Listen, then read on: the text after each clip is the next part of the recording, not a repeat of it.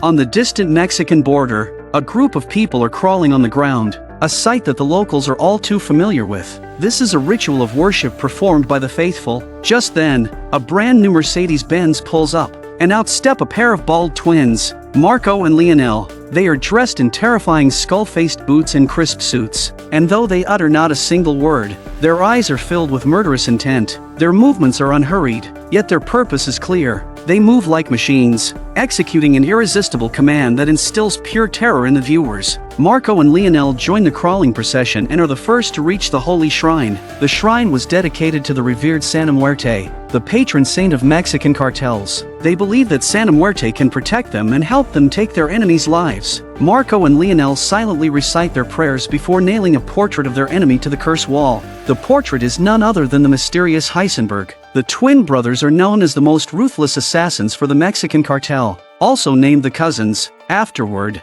Marco and Lionel drive to a civilian's home, where they remove their branded suits and change into someone else's old clothes. They then approach a little girl.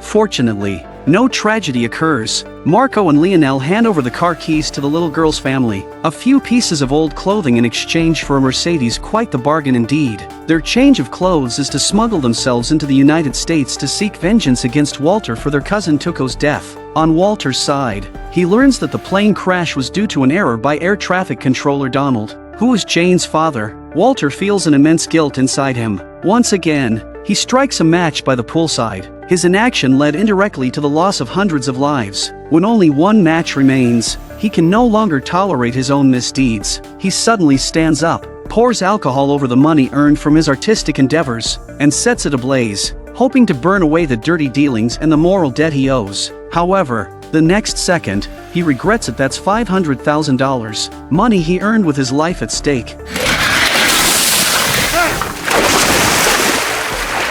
Walter retrieves all the money from the water, and, being meticulous, he finds the eyeball of a toy from the plane crash in the sewer. At this moment, Hank suddenly arrives, sent by Skyler to help Walter move out. Since it's a matter between the couple, Hank refrains from asking too many questions. He starts by discussing the plane crash and then comforts Walter. You beat a little tactical retreat, yeah?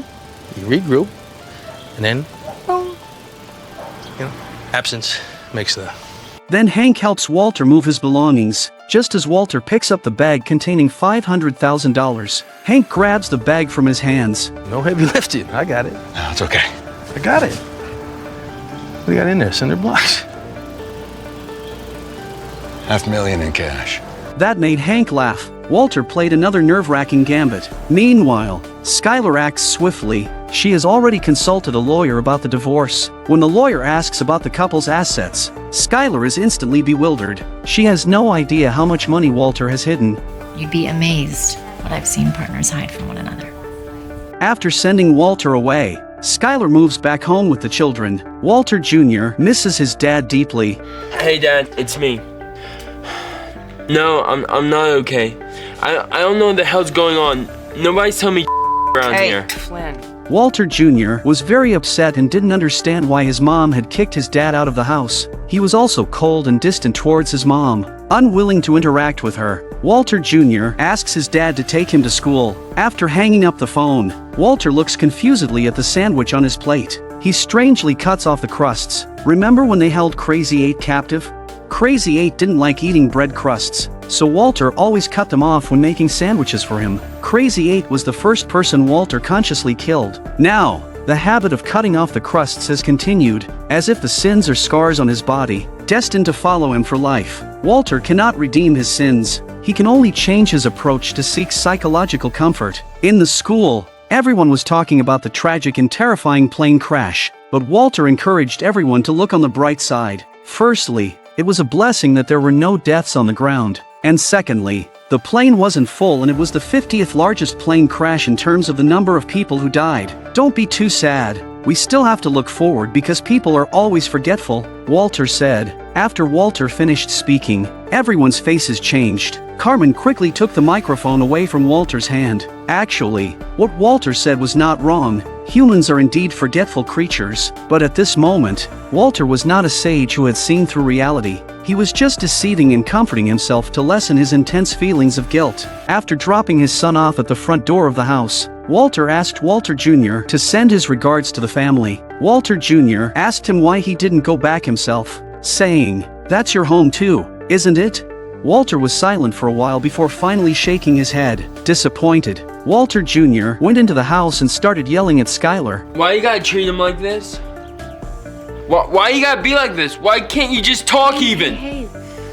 Marie comforted her sister, saying that Walter Jr. just wanted to know the reason, and actually, Marie wanted to know as well. The hardships of Skyler are ultimately something that others cannot understand. Skyler came to Walter's place, and they faced each other in silence. Skyler was the first to speak.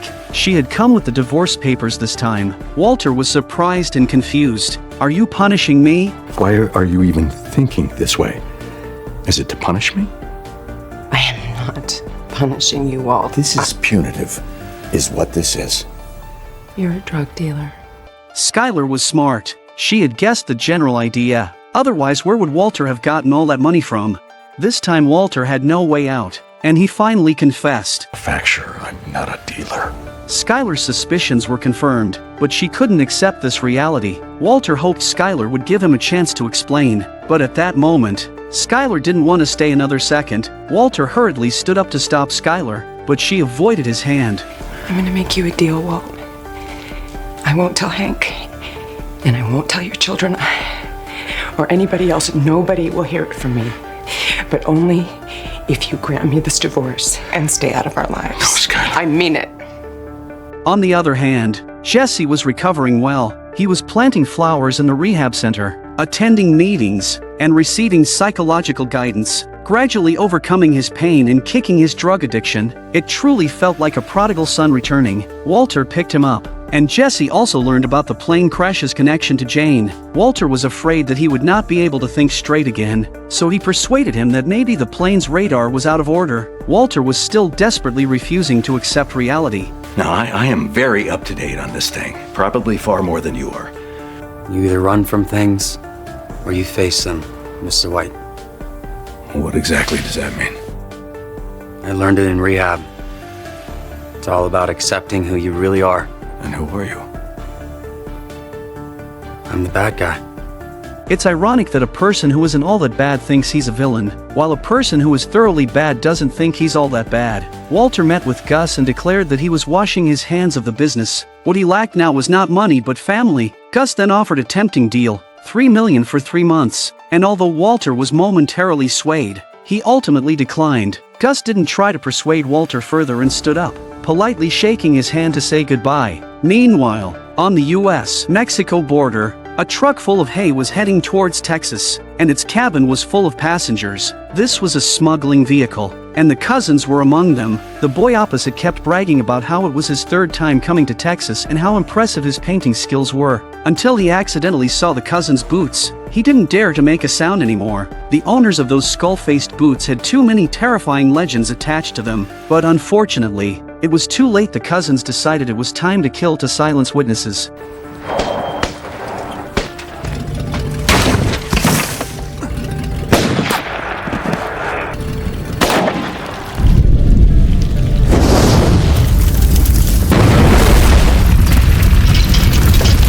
Their menacing expressions, coupled with their unhurried movements, conveyed the brutality of the killers without a single line of dialogue, perfectly capturing the essence of their savagery. Simply because their identities were exposed, they killed everyone in the smuggling vehicle. Hank quickly received photos from the crime scene, and from the investigators' descriptions of the scene, he could deduce the probable cause of the incident. In investigating cases, Hank was like a hound with a keen sense of smell, but he was completely oblivious to Walter's scent. Meanwhile, Walter was leisurely on his way to school when he suddenly noticed a police car following him. After pulling over, he realized that his front windshield was shattered. Driving in such a condition is very dangerous, and the officer didn't hesitate to issue him a ticket. Walter was annoyed and explained that his home was in the debris zone from the plane crash, and he hadn't had time to replace the windshield yet. However, the officer didn't care about these excuses, and seeing Walter so agitated, he resorted to using pepper spray to teach him a lesson. In the end, it was Hank who came forward to bail Walter out,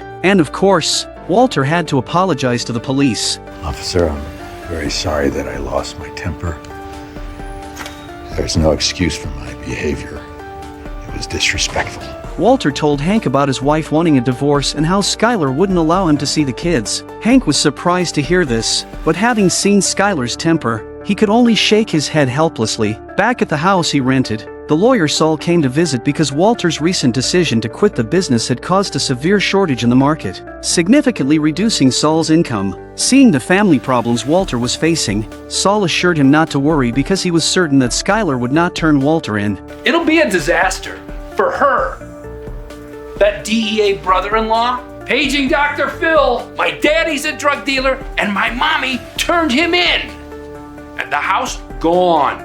The feds will come and RICO her and the kids out on the street. Oof, good luck arguing with them on that. No, it's not gonna happen. She's bluffing. Saul's reasoning wasn't without merit, but Walter was worried about his family falling apart. Clearly, Saul didn't understand the real Walter. He even advised Walter not to hang himself on one tree, saying that the world is full of other opportunities, and once he had money, what kind of woman couldn't he find? After going around in circles, Saul finally stated the real reason for his visit, but Walter firmly declared that he didn't want to be a bad guy. Seeing Walter's current state, Saul had to look for another solution. He called Mike to say that Walter's wife was a big problem and asked Mike to find a way to monitor his wife's situation. Meanwhile, Skyler's decision to kick Walter out of the house had caused strong protests from their son. And his eyes were all red like he's been crying or something. But you don't even care. Honey, What? I don't know what your problem is. You may not love him anymore, but I do. Hey, No. Unexpectedly, Walter Jr. swore at his mother, and Hank, unable to stand by and watch, decided to speak up for Walter. it's none of your business. Hank thought Walter had only had an affair, but Marie didn't think so. If he cheated on her, then she would have told me by now. It just feels like something more. Clearly, the sisters still had some understanding between them. The next day after school, Walter Jr. didn't go home but went straight to his father's place instead. Skyler's still upset about something at work because she finds out that there's something wrong with the financial statements, and that Ted has been cooking the books. Skyler questioned Ted about how he could justify his actions to his own family. Ted's response also indirectly reflected Walter's inner voice. I'd say that I might have feet of clay but that whatever I did thinking of them. You know, try to take the time to understand. You know what, truth is, I haven't thought that far ahead, Skyler. I'm just trying to keep my head above water, so I better get back to it.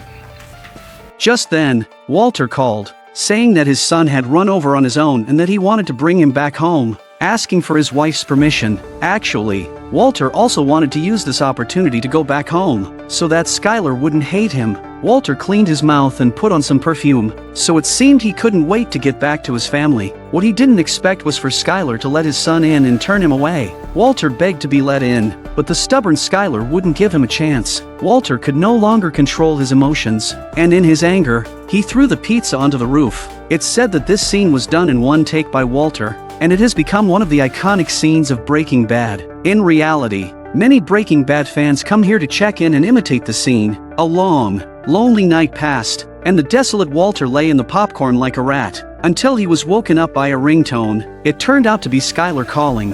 When I went out this morning to get the newspaper, I saw a pizza on our roof. Would you know anything about that? Your distance. If you can't manage that, I will get a restraining order. Skyler! Skyler finished the call and prepared to go to work, but what she didn't know was that she was already being watched. After they left, Mike quietly sneaked into the house to install a bug. Coincidentally, Walter also took advantage of Skyler's absence to move back in, but to his utter surprise, the locks had been changed by his wife, which infuriated him so much that he punched the door. Mike heard the noise and became alert. All the windows were also securely locked, so Walter had to crawl in through the basement crawl space.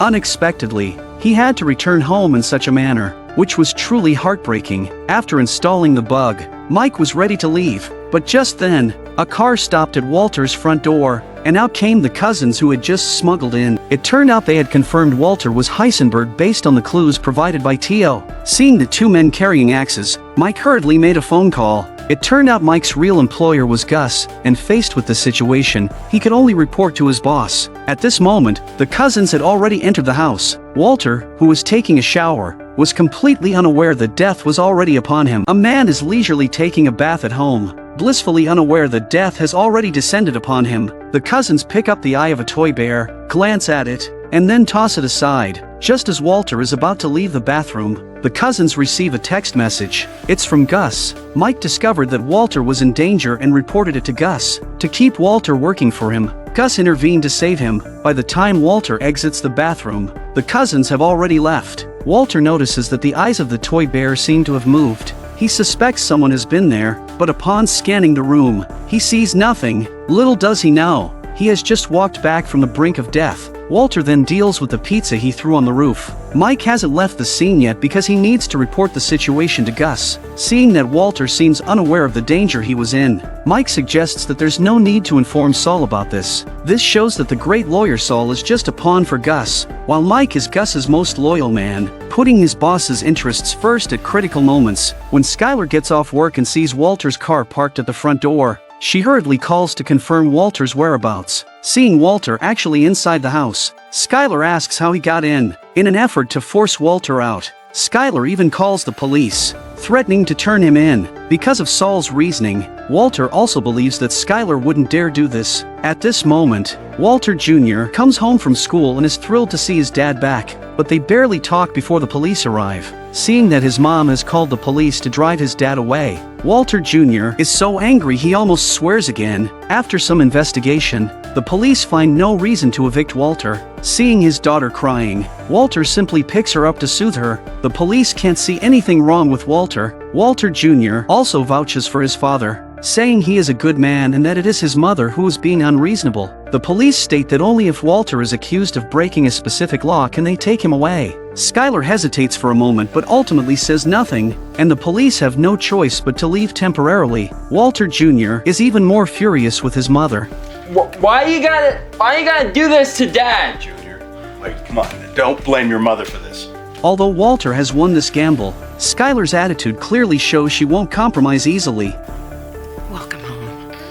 The next day, Skyler continues to consult with her lawyer, Pamela. To help her, Pamela insists that Skyler must not hide the truth. After learning about the confidentiality agreement, Skyler revealed that her husband was a manufacturer of prohibited substances. Pamela advises Skyler to immediately file for divorce and then report Walter to the police, so she can quickly get a restraining order from the court and won't have to worry about Walter approaching her family again. But Skyler also expresses her dilemma. She can't let her son know that his father is involved in crime. Hearing this, Pamela also seems at a loss. Back at home, when Skyler sees Walter placing a large bag of cash on the floor, she is terrified and trembling. Walter confesses to his wife that he is doing this to leave enough money for his family to live on before he dies. Only then can he depart in peace. To earn this money, he has done some things he had no choice but to do. He hopes his wife can accept the money, otherwise his sacrifices would be in vain. Skyler remains silent and gives no response. Walter decided to give his wife a day to think about it and wait for her to get off work before replying. At the company, Skyler takes the opportunity to be alone with Ted, and the long-repressed Skyler decides to let loose a bit. This is also her retaliation against Walter for forcefully returning home. Are your kids home? Back at home, Walter tries to win Skyler over by cooking himself. He thought Skyler would understand the sacrifices he made for the family and accept the money he traded his life for. But what he didn't expect was that Skyler brought him a huge shock. She had been unfaithful. I thought Ted. He is the one who got beaten up the most in Breaking Bad, and also the hardest working among the actors. With his outstanding performance, he managed to keep a character who was supposed to be written off in the first season, alive until the very last episode. Moreover, after the protagonist Walter's death, he continued to star in a movie called El Camino. Hard work pays off. and Aaron Paul received numerous award nominations for his role as Jesse. In the series, Jesse is a bona fide addict, which leads to his parents' disdain. However, this doesn't bother him much, except for the death of his girlfriend, which he finds hard to get over. To honor his girlfriend's memory, Jesse decides to start rehab, a significant step for him since he had never considered quitting drugs before. Time flies, and before you know it, Jesse has been sober for 45 days. That day, as he drives past the house he was kicked out of by his parents, now renovated and ready to be sold for a good price, Jesse makes a bold decision. Jesse goes to Saul and takes out all of his stored $400,000, asking Saul to help him buy that house. Seeing such a young Jesse possessing so much wealth, Saul can't help but feel envious. He reminisces about his younger days when he was just a poor, unknown lawyer named Jimmy. Saul meets with Jesse's parents and their legal advisor, Gardner, stating that he is instructed by an anonymous client to buy their house in cash. However, Gardner immediately asks for $880,000, wanting to settle the payment quickly and without waiting for Saul to bargain. Jesse's parents say they can go lower. Hearing Saul's offer of only $400,000, Jesse's mother is quite angry. Gardner looks at Saul disdainfully. "Are you taking me for a fool?"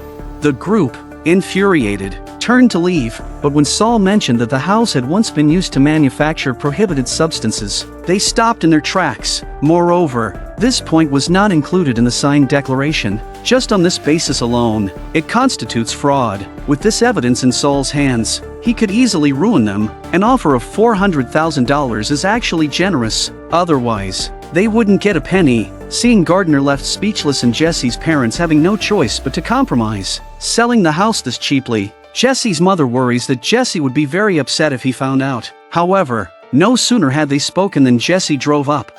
Dad? How's it going? Jesse, it's really not a good time. Jesse, the house has been sold. The new owners are expected at any moment. Where do you think you're going? Inside. Little did they know that all this was their son's idea. Thinking about how they usually treated their son, this was practically karma. Saul soon visits Jesse, ostensibly to celebrate his housewarming, but in reality, he wants Jesse to help persuade Walter to get back into the prohibited activities business as soon as possible. But Jesse is in no mood to do this. He dials Jane's old phone number just to hear her voicemail greeting. Hey, if you're trying to sell me something, I've got 4 little words for you. Do not call list. However, if you're cool, leave it at the beep. Clearly, Jesse hasn't moved on from the pain of losing Jane, continuously calling to hear Jane's voice as if he were conversing with her soul. The number you have reached 1494985 in area code 505 is no longer. Until finally Jane's phone was out of service, he lost all thoughts of Jane. For the sake of his future, Jesse puts on his long-missed gas mask once again. Walter is so pathetic. He worked so hard to earn money to support his family, but his wife cuckolded him. Walter remains silent, which, for a family-oriented good man, is undoubtedly a bolt from the blue. Since Saul arranged for Mike to install a bug in Walter's house, the sound of Walter and Skyler arguing was heard loud and clear by them. This will get me to move out. You can screw Ted, you can screw the butcher, the mailman, whoever you want. Screw them all! I'm not going anywhere. Suit yourself. Is this a good or a bad thing? Suit myself. You want me to suit myself? I'll suit myself to his face! It's a bad thing. Then, Walter heads over to Ted's company, trying to solve the problem in a manly way, but Ted hides in his office, too scared to come out. In desperation, Walter picks up a flower pot and hurls it at the glass, but Walter doesn't succeed and ends up being thrown out by the security guards. Just as he's about to try the back door, Mike suddenly shows up. A bewildered Walter is taken away by Mike directly. Saul advises him to be more mature and not to dwell on those unhappy things, but to focus on developing his career. Walter is puzzled about how they knew he had been cuckolded and suspects Saul of installing a bug in his house. Saul doesn't deny this. He tries to shift the blame onto Walter, saying it was Walter who hinted that he should monitor Skyler. Hearing all this, an already furious Walter takes his anger out on Saul. Mike, unable to watch any longer, pulls Walter up. I want those bugs out of my house today. I want them out now! Mike respects Walter's feelings and removes all the bugs previously installed. As he leaves, he says something that Walter doesn't understand. You know, Walter, sometimes it doesn't hurt to have someone watching your back. Without Mike's surveillance, Walter would have already become a victim under the cousins' blades. Because of Gus's orders, the cousins didn't kill Walter, so they went to Gus to argue their case, since they still need to show some respect on his turf. Gus states that they can deal with Walter however they like after he ends his partnership with him, but not now because he hasn't mastered Walter's core skills yet. Back at school, Walter is somewhat distracted, and Carmen notices his problems, so she pulls him aside for a talk. But at this moment, Walter is not listening and even makes inappropriate advances towards Carmen. Who knows where he got the confidence? Or maybe his brain short-circuited after being cuckolded, and he thought straying with Carmen could heal his emotional wounds. However, Walter doesn't succeed and ends up being fired. After leaving the school, Walter sees Jesse waiting for him. It turned out that Jesse's self-made prohibited substances had no buyers, and he hoped Walter would introduce him to Gus. But Walter doesn't want Jesse to go down the wrong path and ultimately refuses his request, leading to a parting of ways. Hey! Wait! Hey!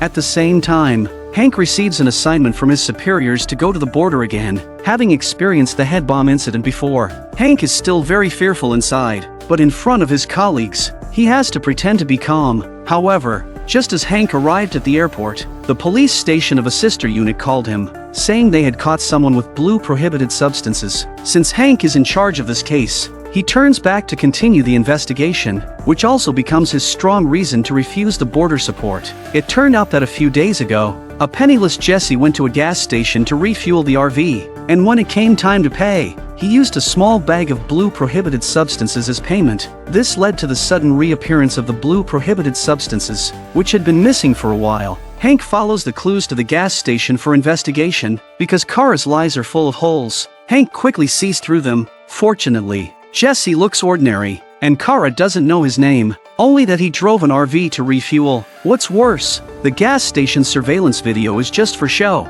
Just when Hank thought he was about to lose a vital clue, he suddenly saw an ATM next to the petrol station. Because ATMs have security cameras, Hank hands over the information on the RV to George to check. He says there are only 29 such RVs in the town, and if they find this one, they can bring the mysterious Heisenberg to justice. Seeing Hank's determination to solve the case, George agrees that Hank should not go to the border for support temporarily. On the other hand, rejected by Walter, Jesse sought help from Saul and threw his self-made prohibited substances on the table. Seeing that Jesse could actually produce the substances himself, Saul decided to have Mike contact Gus. Meanwhile, Gus also has Mike look into Walter's medical records. Knowing that Walter won't die in the next few years, Gus breathes a sigh of relief. As long as Walter is alive, he has a chance to get Walter on his side. So, Gus thinks of a trick. He decides to use Jesse to lure Walter out. He intentionally collaborates with Jesse but pays only half to Jesse, giving the other half directly to Walter, hoping to drive a wedge between the two and perhaps draw Walter out. Walter was just waiting for the traffic light at the intersection when someone threw a bag of cash into his car. Walter was a bit dumbfounded. Could there really be such a thing as a pie falling from the sky? The answer is no. Jesse soon called and asked Walter to return the money. Walter said he was unaware of this and would investigate the matter. But Jesse, furious, wouldn't listen to Walter's explanation. He thought Walter was plotting against him behind his back. Seeing that Jesse wouldn't give him a chance to speak, Walter, in a fit of anger, hung up the phone. He guessed that this was definitely a strategy by Gus to lure him out. So Walter went to confront Gus. Gus intentionally said, "Didn't you vouch for Jesse? I decided to cooperate with him because I trust you." Walter hurriedly explained the difference between himself and Jesse. Under his supervision, Jesse could produce high-quality prohibited substances. Otherwise, what Jesse makes is garbage. The clever Gus directly said that Jesse's goods indeed couldn't compare to Walter's, successfully provoking Walter's pride. I simply respect the chemistry. The chemistry must be respected. Walter cranked his arrogance up to the max. Gus sincerely apologized for his actions. Seeing the look of pride on Walter's face, Gus takes the opportunity to ask Walter to accompany him to a place. Gus took Walter to a large laundry business he had been operating for years, with a hidden entrance behind the machines. What Walter never expected was that this was a brand new lab prepared by Gus for him. Seeing this equipment, Walter's eyes instantly lit up. This shows how deep Gus's schemes run. To win someone over, you need to give them what they most desire. Here, there is the most advanced air filtration system. The gases produced during the manufacture of prohibited substances are filtered and released along with the laundry's gases, avoiding any outside attention. This means there's no need to work here in constant fear. Gus asked Walter to complete a task of 200 pounds a week. Walter could manage his other time freely. A salary of $3 million a month was a huge temptation for Walter, who had just been fired. But Walter was not yet blinded by temptation. Sorry, the answer is still no. I have made a series of very bad decisions, and What does a man do, Walter? A man provides for his family. This costs me my family. And a man provides, or respected, or even loved. He simply bears up, and he does it. After Gus's brainwashing, Walter's firm resolve seemed somewhat shaken. Meanwhile, to get Walter to divorce her, Skyler and Ted had already had several deep conversations. Although Ted had repeatedly asked Skyler to stay the night, she had refused. Skyler's heart was also torn. She always felt like she was doing this wrong, but she didn't know what to do about it. At dinner time, Walter and Skyler faced each other, but they had no topics to talk about. Between them was a huge pillar in the shot, symbolizing the massive rift that had developed between Walter and Skyler. Hearing his daughter cry, Walter wanted to hold her but was afraid of angering his wife. Skyler, seeing Walter's intention, allowed him to hold their daughter. At that moment, Walter was heartbroken. He never thought that he would need his wife's permission even to hold his daughter. Then he remembered Gus's words, which seemed to make a lot of sense. The next day, while organizing the room, Skyler found the cash Walter had stored in the cabinet. Seeing this huge amount of illicit money, Skyler still couldn't accept it. A conflicted Skyler ran to consult Pamela, pouring out her recent troubles to her, but Skyler couldn't follow Pamela's advice, who became somewhat impatient and suggested Skyler see a psychologist. Skyler returned home to find her daughter's room empty and the money in the cabinet gone, leaving only the divorce agreement Walter had already signed. Clearly, Walter had accepted Gus's invitation to smooth things over for Jesse's business. Saul invited Walter to mediate between the two. Jesse was forced to agree to use Walter's formula and give Walter 10% of the profits. However, what Jesse never expected was that Walter directly returned all the money Gus had given him last time. Walter also made clear Gus's intentions. What he needed was the prohibited substances I make, not your worthless stuff. Walter's comeback directly ousted Jesse, who was just getting started. Seeing the big money man in front of him, Saul quickly pitched his services. What was the offer, if I may ask? It's $3 million for 3 months of my time. Well, you're going to need that money laundered, right? I mean, of course. What was our deal before? 17%. Now, that's a shade high. Now, let's settle 13. 5. 12. For old time's sake, 12. 5. I'm a reasonable guy. It's a short-term deal. 5. What in the hell just happened? You're my lawyer, not his! It's the way of the world, kid, and go with the winner. This reversal came so suddenly. Jesse, just recently smug, was now ruthlessly abandoned. Jesse, furious, went outside, picked up a rock, and smashed Walter's newly replaced windshield to pieces. The former partnership thus completely went their separate ways. When camping in an RV, always remember to close the skylight, or you might end up being watched by a pervert.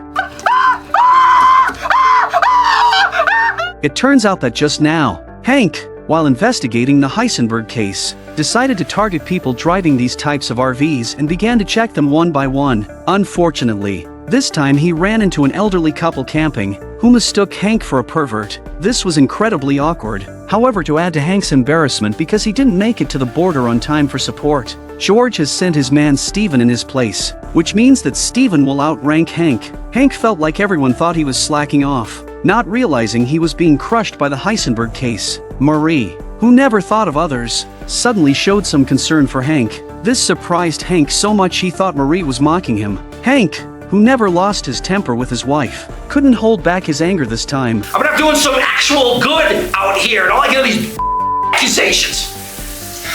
But everyone thinks I would this thing fine. And I'm onto something, I know it. You understand me? When he arrived at the office, Everyone was celebrating Steven. Only Hank was still investigating the RV issue, but he was puzzled because all the RVs had been cleared, and he still hadn't found any trace of Heisenberg. He felt that the caravan photographed at the petrol station must not have been counted, so he asked his colleague to double-check. Sure enough, just as Hank suspected, there was indeed an RV that had been overlooked because it hadn't been renewed. The heavily pressured Hank felt like he had grabbed a lifeline and followed the lead to find the owner of the RV. The owner was the mother of Combo, who had been shot dead a few months ago. She explained that her RV had been stolen a few months back, but she didn't report it because she knew her son had taken it, and she didn't want to see him go to jail. It turns out that when Walter first started out, he took out his only savings and asked Jesse to buy an RV. After getting the money, Jesse went to a bar with some friends and blew all of Walter's money in one night. Unable to face Walter, Jesse instinctively wanted to run away, but Combo decided to help him by stealing his mother's RV. Hank asked to search Combo's room for any clues. Combo's mother cooperated fully with Hank's investigation. After a careful search, Hank found a photo of Combo and Jesse having fun together. Since Hank had interrogated Jesse before, Jesse now became Hank's target again. Meanwhile, Jesse, who was making prohibited substances on his own, invited Badger and Skinny to help sell his prohibited products. Jesse promised this time they wouldn't expand blindly and that there wouldn't be another incident like Combo's murder. This time, they would keep a low profile and earn whatever they could. After giving instructions, Jesse sent the two away. Little did he know, Hank was already watching Jesse, but after 2 days, Jesse hadn't left his house. At that moment, Marie called. Upon learning that Hank was watching Jesse, she reminded Hank to ask Walter, as she knew Jesse was once Walter's student and that they had dealings together. Hank called Walter and asked if he had seen Jesse's RV, suspecting that Jesse was making prohibited substances in it. Hearing this, Walter broke out in a cold sweat, as his fingerprints were all over the RV. Walter rushes to call Jesse, but it suddenly occurs to him that Hank may have tapped Jesse's phone, so he hangs up before he can speak. Next, Walter sought Saul's help, but Saul wasn't much help in this area and didn't offer good advice. In desperation, Walter decided to take matters into his own hands. Meanwhile, Badger was helping Jesse repair the RV. Walter rushed to the scene and explained the seriousness of the situation. They were now in it together. Clovis suggested they destroy the RV immediately, as he knew professionals who could handle it. They agreed, leaving Badger standing there in a daze. Hey! What about Jesse?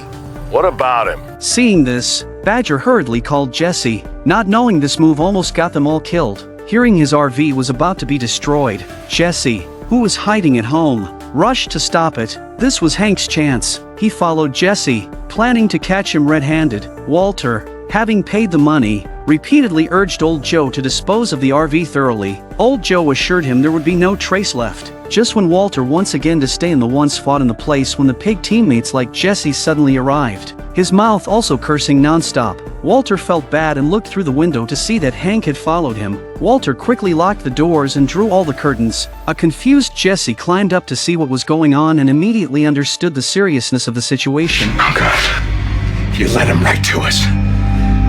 This was the worst time Walter got screwed over by Jesse in Breaking Bad. To prevent Walter from scrapping the RV, Jesse actually led DEA agent Hank right to them. Hank pulled out his gun and cautiously approached the RV door. Seeing Jesse refuse to open the door, Hank grabbed a crowbar to force it open, while Walter inside held the door shut with all his might. Just as the RV door was about to be pried open, Old Joe suddenly arrived. To protect his customers, Old Joe warned Hank that his actions were illegal and demanded a search warrant. At that moment, Hank obviously didn't have a search warrant. Hank uncovered the bullet holes covered up on the door, stating there had been a shootout in the RV, giving him reason to investigate. In this situation, Jesse's brain had already checked out. To prevent Hank from recognizing his voice, Walter quietly instructed Jesse to repeat his words.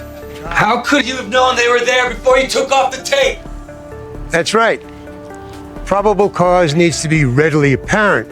Walter continued coaching Jesse in his confrontation with Hank. This is my own private domicile and I will not be harassed!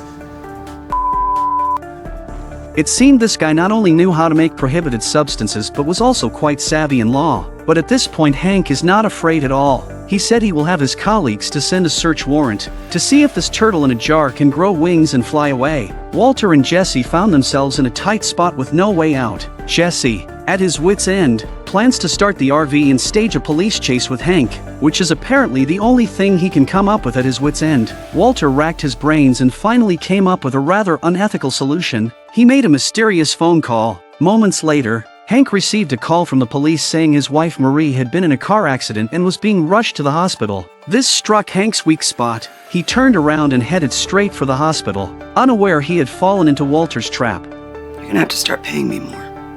It turned out Walter had Saul make the call. Arriving at the hospital, Hank was frantic, but when he asked about his wife's condition, the nurse was completely clueless. At that moment, Hank received a call. To his shock, it was his wife asking him to come home for dinner. Hank realized he had been lured away and was filled with rage, wanting to kill someone. Watching the RV they had once fought in get scrapped, they felt a twinge of reluctance, but Walter does not know is that his wave of operation will also directly Jesse harm. As soon as Jesse got home, an enraged Hank showed up at his door. Jesse smugly said Hank had no evidence against him and told him to call his lawyer, Saul. Clearly, Jesse hadn't grasped the severity of the situation.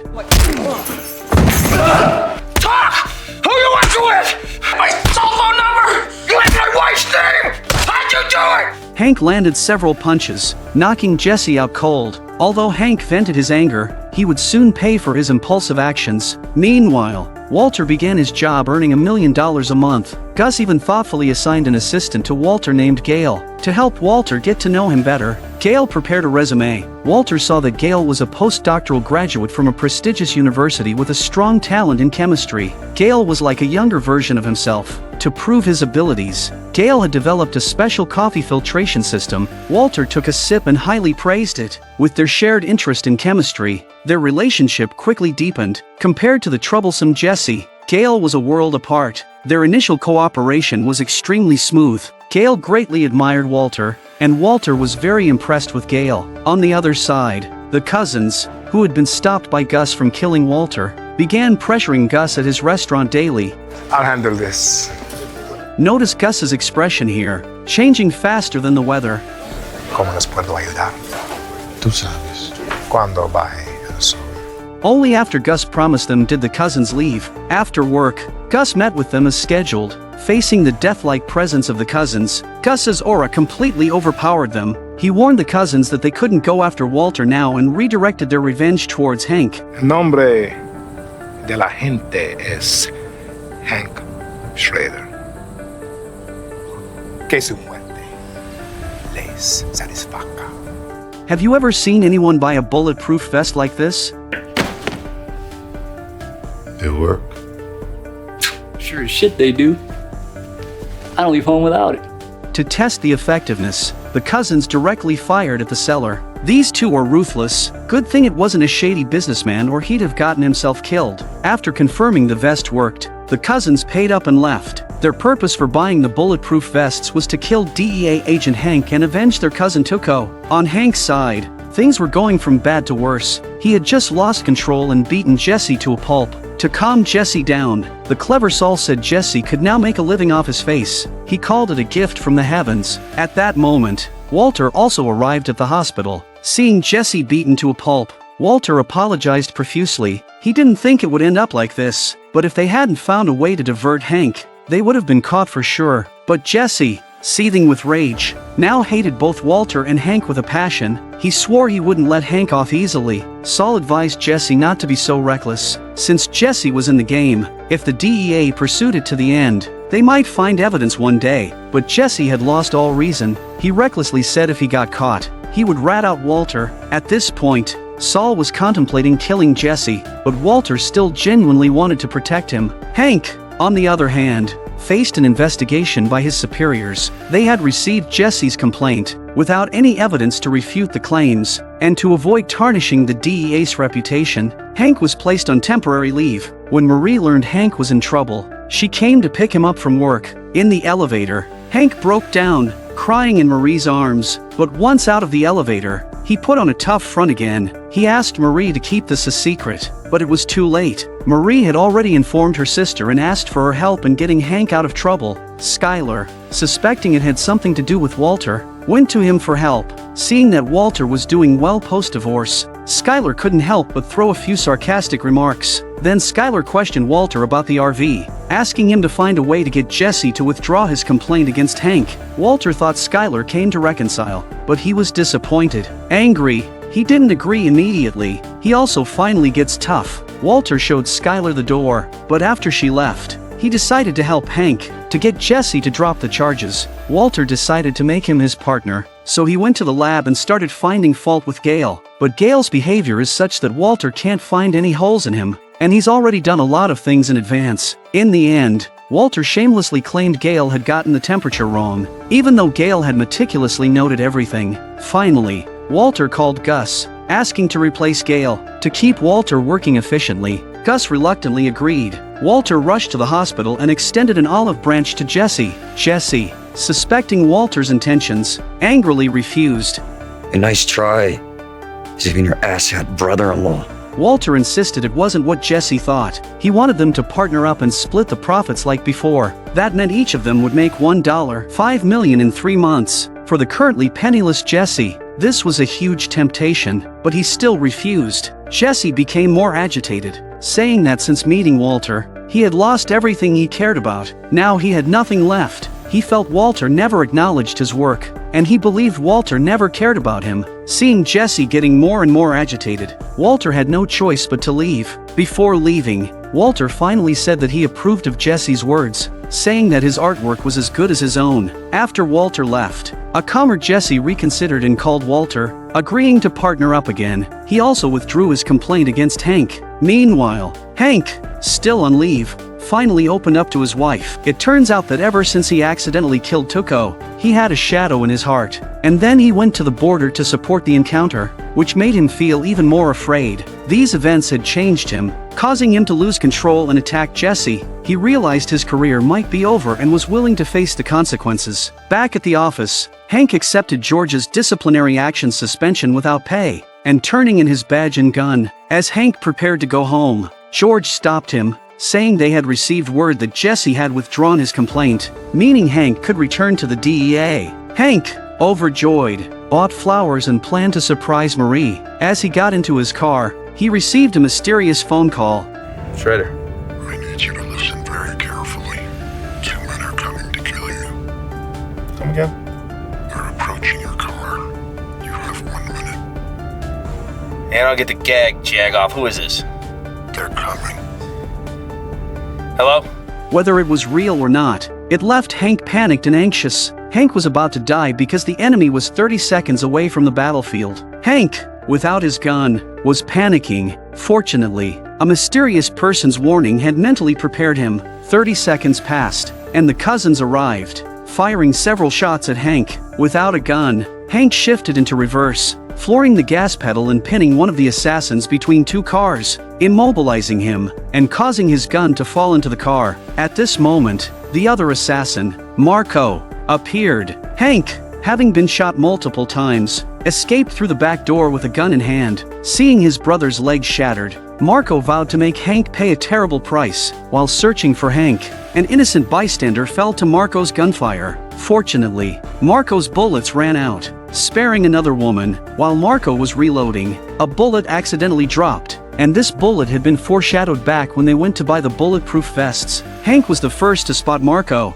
but he emptied his magazine only to realize Marco was wearing a bulletproof vest. Hank was shot twice more and collapsed. Just as Marco was about to shoot Hank in the head, he decided that was too easy. He returned to his car to fetch his axe. At that moment, Hank saw the bullet on the ground and mustered all his strength to pick it up. As Marco raised the axe to strike Hank, Hank shot him in the head. This validated the arms dealer's words. In just a few minutes, 4 people lay in pools of blood. Meanwhile, Jesse, who had been beaten by Hank, was just discharged from the hospital and saw Hank being brought in for emergency treatment. Seeing Hank in worse shape than himself, Jesse felt a sense of balance. Jesse was soon taken to the lab by Gus's man. Gale was puzzled about why Walter had kicked him out. Seeing his replacement was a bruised thug, Gale felt deeply wronged. Gale had personally set up and calibrated the entire lab, and now he had to hand it over to someone else. It was truly an injustice. After Gale left, Jesse told Walter about Hank's situation. Hearing this, Walter rushed to the hospital. Although he was officially divorced from Skyler, in his heart, Hank was still family. Meanwhile, Gus received a call from Juan, the Mexican cartel leader. Learning that one of his men was dead and another wounded by a DEA agent, Juan suspected Gus was behind it. But Gus, of course, denied any involvement. At the hospital, Walter, guided by Steven, saw the assassin who tried to kill Hank. When Lionel, one of the cousins, saw Walter, he recognized him as Heisenberg, Tuco's killer. Ignoring his injuries, Lionel struggled to get out of bed. Walter could clearly sense that Lionel was coming for him, and he seemed to understand what was going on, so he called Jesse to confirm. When they were taken by Tuco, Tuco mentioned that 2 of his cousins were coming to meet them. Jesse confirmed this. Walter deduced that the assassins who attacked Hank were Tuco's cousins. That evening, Gus, the DEA's largest benefactor, came to the hospital to visit Hank's family. He also brought fried chicken from his restaurant for all the agents. No one present knew Gus's other identity, except for Walter, which made Walter uneasy. Everyone thanked Gus for his visit. As Gus left, Walter followed. Using an excuse, he worried that his collaboration with Gus might endanger his family, but Gus assured him that he was just being cautious and there was no need to worry. Walter suspected Gus knew more about the attack on Hank. Gus claimed he only knew one assailant survived, but probably wouldn't live long, and told Walter not to worry. They shook hands and pretended to say goodbye. As soon as Gus left, Lionel died. Gus's main purpose in visiting was to distract the agents so Mike could quietly deal with the incapacitated Lionel. Mike's clean and swift action went unnoticed, and everyone believed it was an accident. Back at the restaurant, Gus received a call from Juan. It turned out that Juan had also received news of his men's deaths, and he was surrounded by the FBI, clearly due to someone tipping them off. Juan concludes that Gus is behind all this and threatens to come after him when he's free. Gus remained calm because he knew Juan wouldn't survive the night. ¿Qué es eso? ¡Vayan a ver!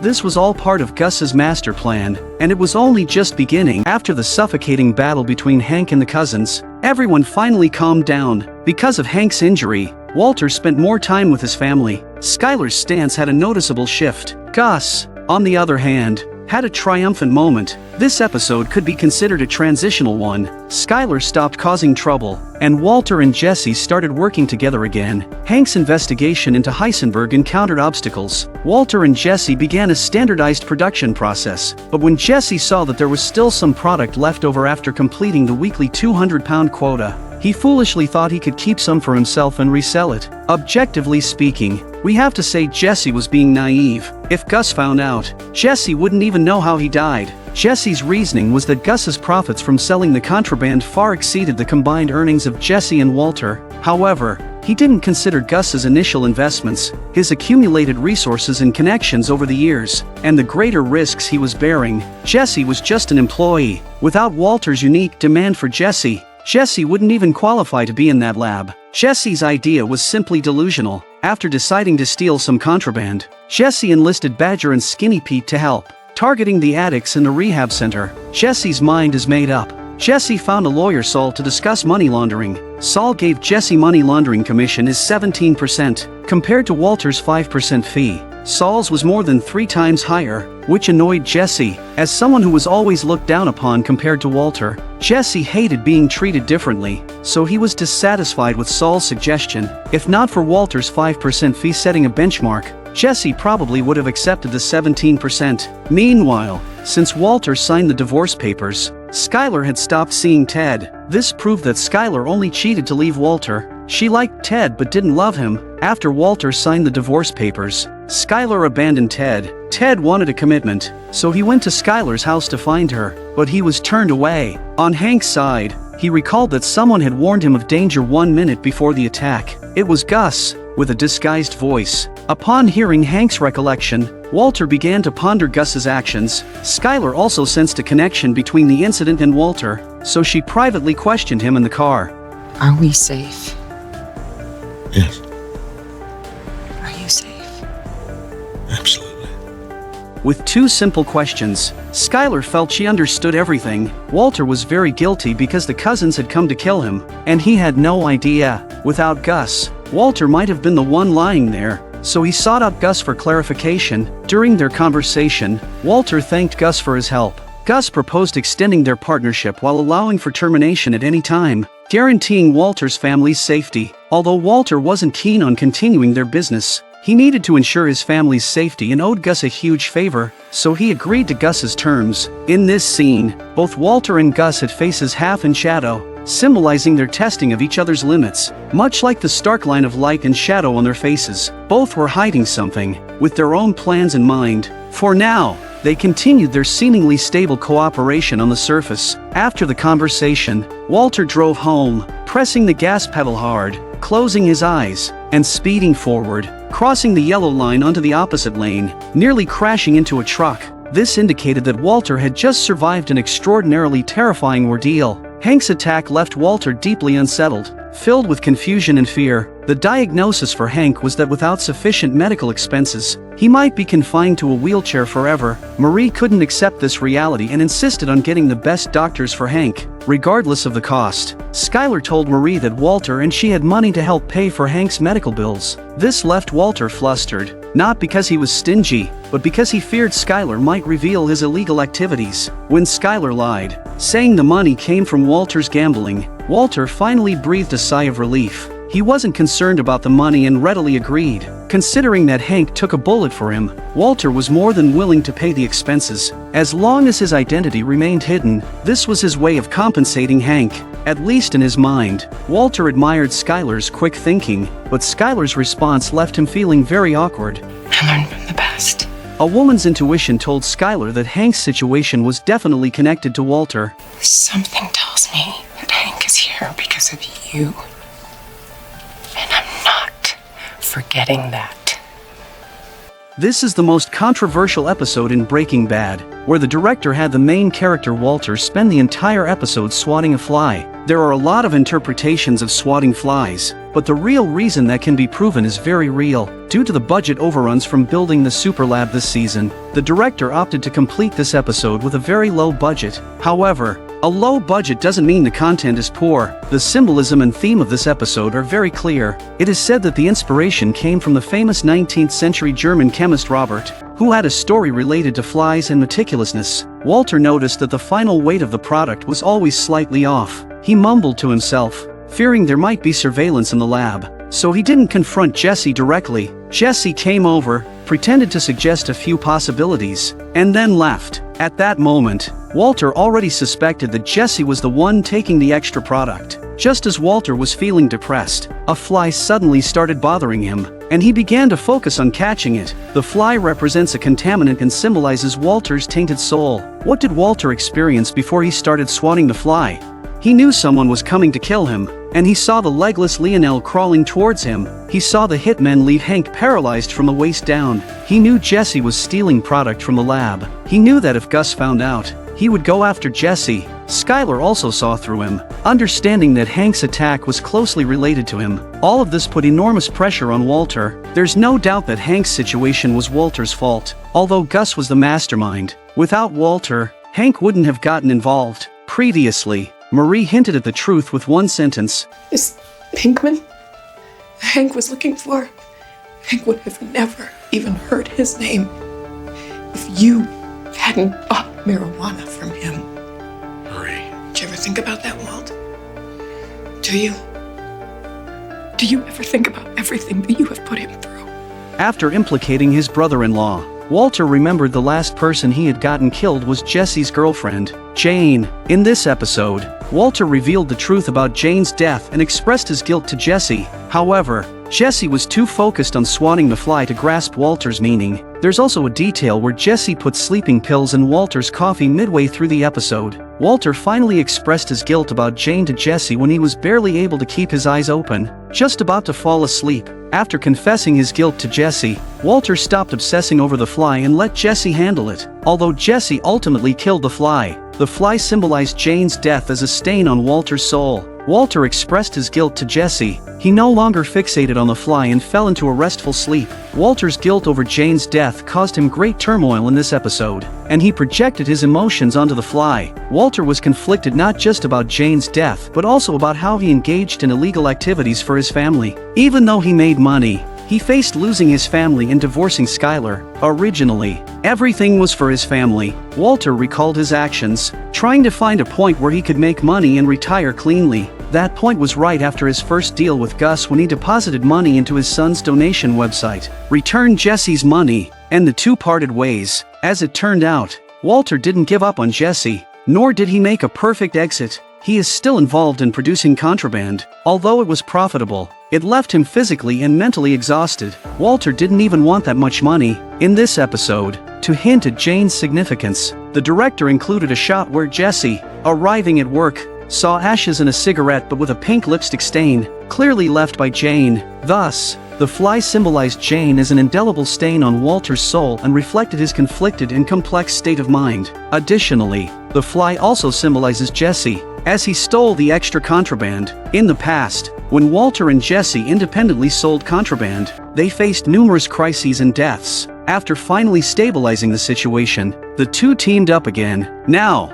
they could make $1, $5 million and go home to live comfortably, but Jesse just wouldn't listen and insisted on reselling the leftover contraband. Jesse, like a fly, always messed up the stable situation, reflecting his stupidity and immaturity. After work, once they confirmed it was safe, Walter advised Jesse to stop stealing contraband and warned him that if Gus found out, the consequences would be severe, and he wouldn't be able to protect him. But Jesse stubbornly ignored Walter's advice. A foolish teammate is always a foolish teammate. Like a contaminant fly in a team. What are your thoughts on this fly swatting episode? Having an incompetent teammate like Jesse is a constant source of worry. To prevent the reckless Jesse from stealing contraband again, Walter kept a close eye on him, giving him no chance to act. Walter even insisted on handling the weighing process himself. Jesse was very displeased and strongly protested, but Walter reminded him to be careful as there might be surveillance. After work, Jesse went straight to the rehab center to check with Badger and Skinny Pete about their sales. To Jesse's shock, not only had they sold nothing, but they were also planning to go straight. Influenced by the other members in rehab, to set an example for his subordinates, Jesse found a target and initiated a conversation. Oh, hey, sorry. No, go ahead. Andrea, right? Yeah. Hey, my name's Jesse. And, I don't really want to be here either. Oh, sorry.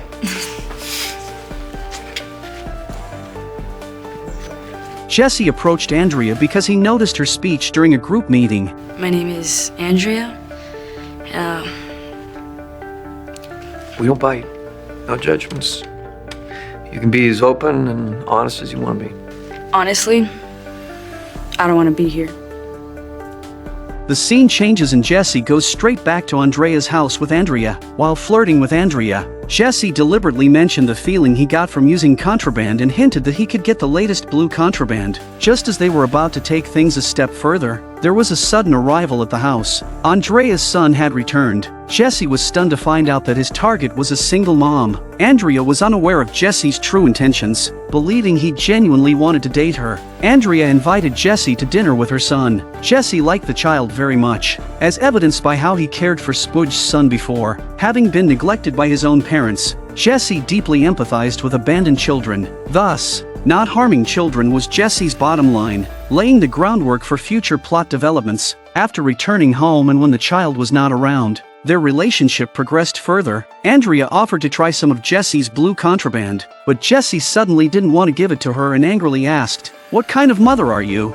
Hearing this, Andrea flipped out, asking if he came to her house just to judge her. Seeing that Andrea is about to get angry, Jesse apologizes because they have only been together for a short period of time and don't know each other well at all. Jesse sensed Andrea had something on her mind, prompting her to open up to him. Andrea didn't hold back and talked about her 10-year-old son Tomas, who was lured by a gang and ended up shooting someone. From Andrea's detailed account, Jesse realized that the person Tomas killed was likely his friend Combo. To confirm his suspicion, Jesse went to the spot where Combo was killed. Sure enough, Tomas was still there, riding his bike and selling contraband. Jesse pretended to buy some. After Tomas stated the price, two men arrived in a car, took the money, and left. Tomas handed the product to Jesse, confirming Jesse's suspicion that Tomas was the one who killed Combo under their orders. Meanwhile, to ensure Walter's funds for Hank's medical bills were clean, Skyler, with her accounting background, decided to review Walter's money laundering methods. Walter took his wife to meet Saul for the first time. Skyler, who never wore black,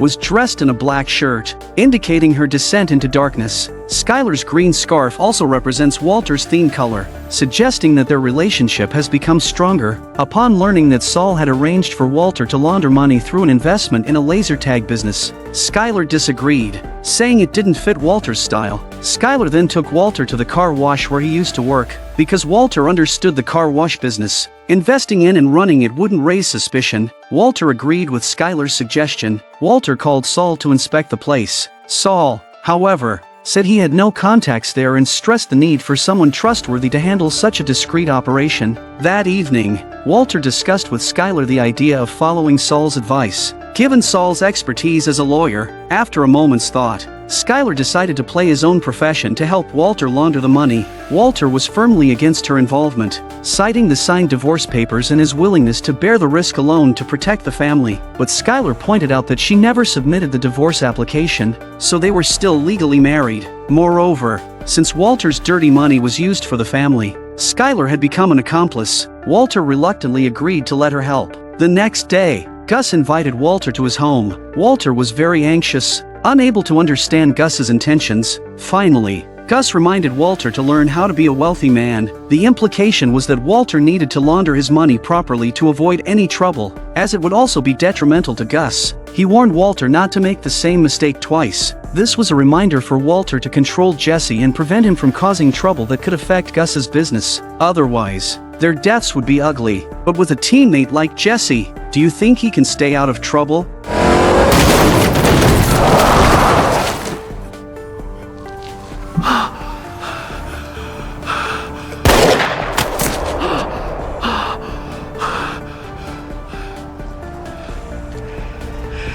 Run.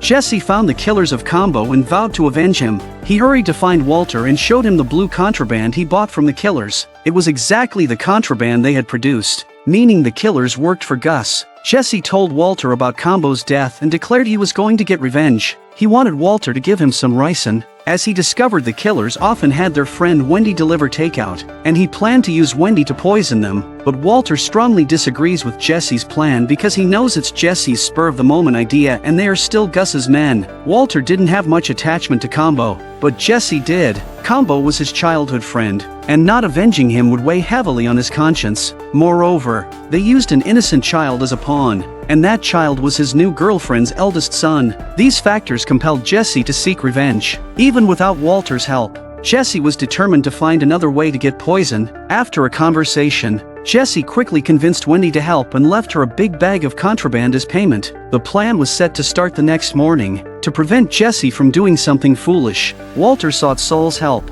but they couldn't come up with a good solution. That night, while Walter was alone at home taking care of his daughter, Mike suddenly showed up. Mike had learned about Jesse's plan from Saul, and to protect Gus's interests, he advised Walter not to risk himself for a junkie like Jesse. Mike shared a story from his younger days as a cop dealing with a domestic violence case where he made a similar mistake, leading to a tragedy he vowed never to repeat. This echoed Gus's earlier warning to Walter. The next day, Jesse and Wendy waited at the plaza, but the killers never showed up. Then, Mike appeared and took a bewildered Jesse away. At Gus's chicken farm, Jesse saw Walter's car. Jesse felt uneasy as he entered to find everyone, including the two killers, waiting for him. Gus got straight to the point, saying both sides were responsible for Combo's death. He ordered Jesse and his men to reconcile and stop acting like children. Gus warned Jesse that if not for Walter, he would have dealt with him very differently. Gus's powerful presence nearly intimidated Jesse into submission.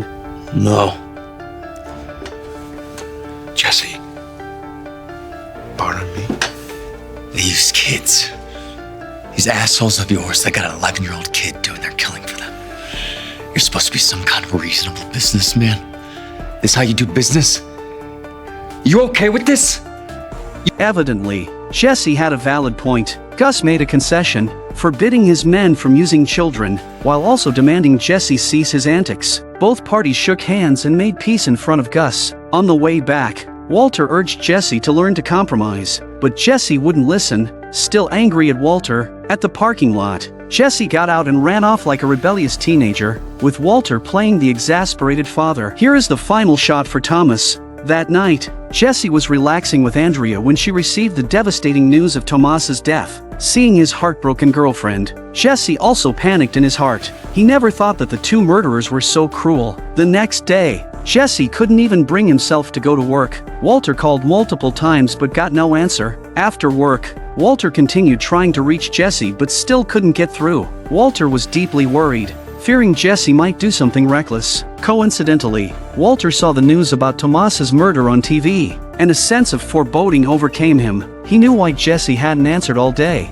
so he quickly found an excuse to leave. As expected, Jesse's side has been waiting for the opportunity to move. See the target appeared. Jesse took out the ready pistol. Sensing Jesse's intent, they also cocked their weapons. Just as the three were about to fire, Walter arrived in time, crashing into the two men. Seeing one of them still alive, Walter quickly grabbed the fallen gun and, without hesitation, shot him in the head. This action left Jesse stunned. Walter risked everything to save Jesse, not only because he had a special bond with him, a bond that exceeded that with his own son. Jesse was there for Walter at his lowest point, and this was also a way to repay Jesse. Jane's death left Walter with a lingering guilt, as highlighted in the fly swatting episode. Moreover, Gus still needed Walter, making it less likely for him to be killed. Weighing all these factors, Walter decided to take action. If you were Walter, would you have done the same? To protect Jesse, Walter killed two of Gus's men, leading Gus to summon him for a reprimand.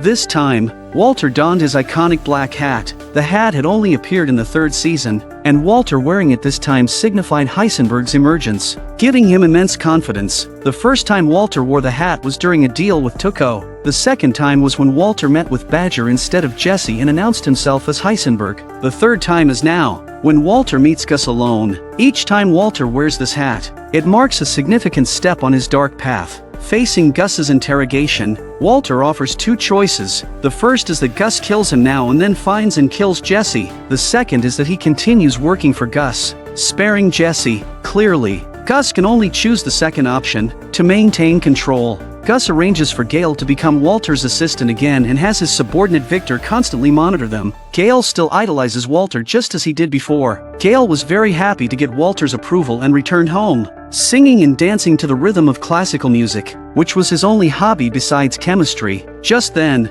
Gus suddenly visits. He asks Gale, using Walter's illness as an excuse, when he can work independently from Walter. Gale modestly said that they might need to make a few more batches of contraband together, which was clearly not the answer Gus wanted. Gale also guesses that Gus wants him to be independent as soon as possible, so he promises to make it again and learn it. Gus nods in satisfaction. The next day at work, Gale looks worriedly at Walter, with Victor watching them. He can't warn Walter. Meanwhile, to find Jesse for Gus, Mike goes to Saul's office. In order to protect his client's privacy, Saul sticks to his work ethic, but Mike doesn't buy into it. Seeing that Mike was about to get tough, Saul said, "I won't tell you, Jesse's address is on my desk." Then he excused himself to go out for a while. What Mike doesn't know was that Saul provides a fake address. Saul then takes Walter to Jesse's hiding place. In reality, Jesse hasn't run away. He's just been hidden by Saul. Walter realizes Gus wants Gale to replace him. To save himself, Gale must die, because Walter is constantly watched by Saul's men.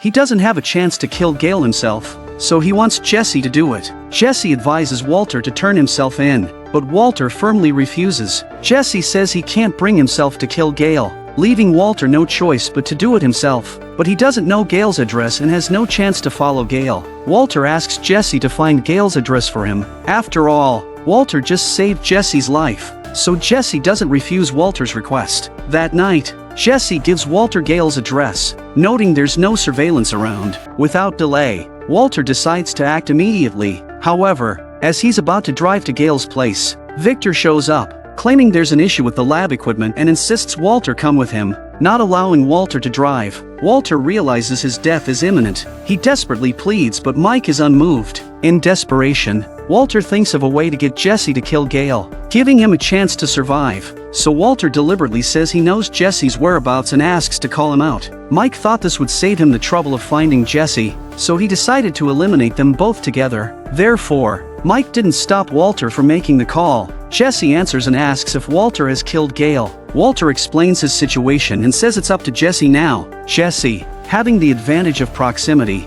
needs to act. Mike realizes he's been tricked and snatches Walter's phone, but it's too late. Seeing Walter in danger, Jesse heads straight to Gale's place without hesitation. Just what the hell was that? Exactly. You might want to hold off. Yeah? Why? Because your boss is gonna need me. 6353 Juan Tabo, apartment 6.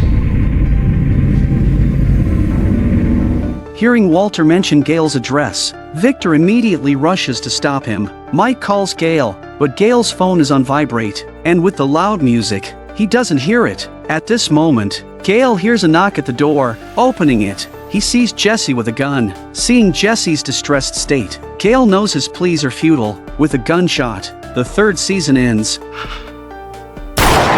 The close-ups during Walter's confrontation with Jane's death and Jesse facing Gale's death highlight their brilliant performances. Both scenes show similar psychological struggles. Walter with Jane and Jesse with Gale both feel they don't want to kill the other, but for their own interests, Jane and Gale have to die. Over the course of 2 seasons, Jesse and Walter's relationship was fraught with constant conflict. However, by the end of the 3rd season, their bond had grown stronger as they faced the powerful adversary, Gus. Together,